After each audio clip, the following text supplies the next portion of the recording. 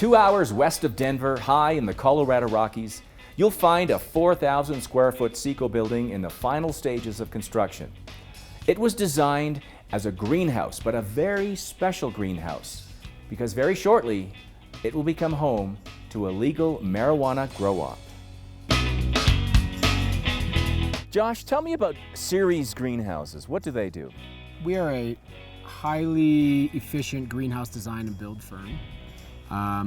Unlike traditional greenhouses, we use insulation and glazing in combination to create highly efficient buildings for growing food, for teaching, and for commercial growing as well. Talk about some of the benefits that a steel building and the components that you're using on this building, why it's such a good application for what you're doing. Right.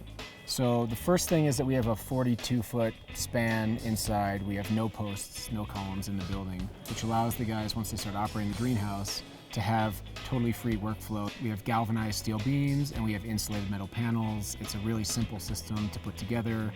As this building warms on a sunny day, regardless of the climate or regardless of the outside temperature, we intake the hot air to cool the building. We run it through a bunch of pipes underground, and when it comes back out in the building, it comes out cooler and drier.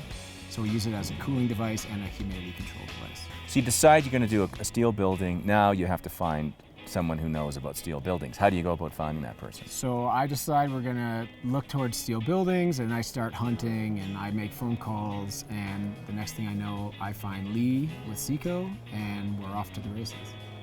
Well, let's go and see about some of those samples they promised us.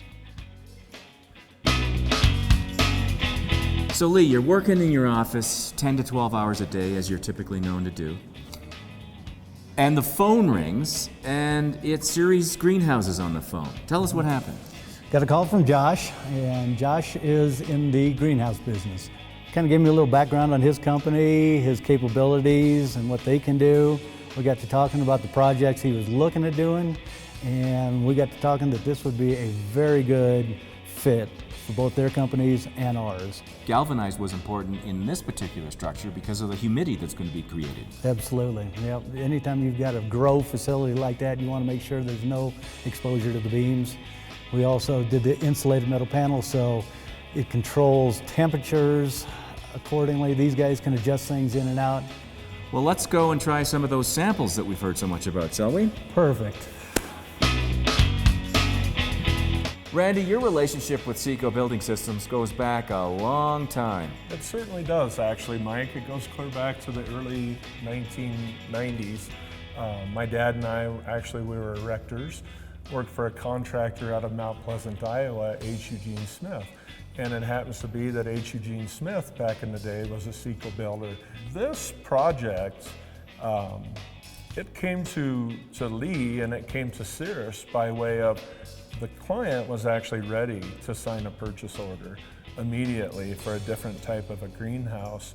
When through a vendor, I guess, they found out about metal buildings. We actually took this project and put it into the process without any kind of an architect, even though an architect, Chris Green, was brought into the project after we ordered the Ceco metal building.